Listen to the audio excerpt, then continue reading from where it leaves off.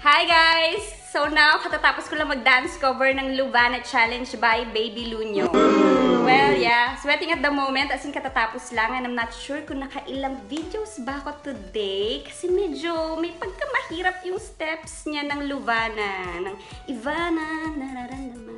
Medyo mahirap, baby, medyo nahirapan ako today, yeah.